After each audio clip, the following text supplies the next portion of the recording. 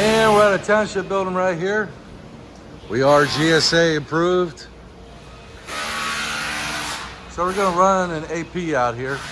This is public work things. So some of the custom things that we'll be doing is, as you can see, even with the government buildings, there are gonna be some custom ceilings. Sorry guys.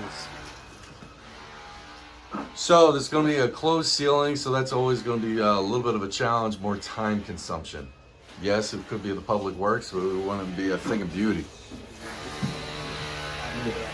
So a lot of these older buildings, we're going to be utilizing some wire mold to get to the transition points.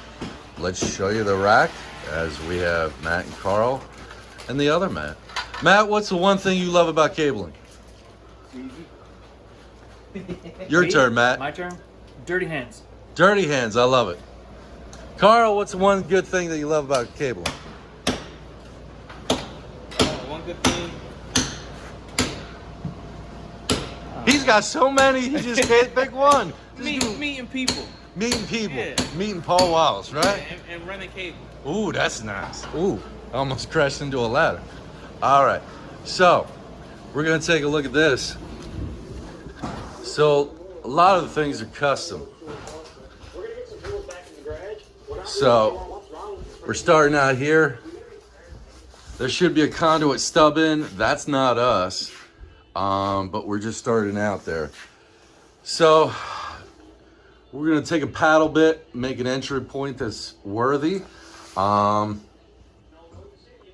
This is a little confusing to most people, but what they did was they just had one uplink to a smaller unmanaged switch. So they're trying to get more into the managed network things. So we're gonna be landing into here. This is our first day here. But these are Keystone panels, levies.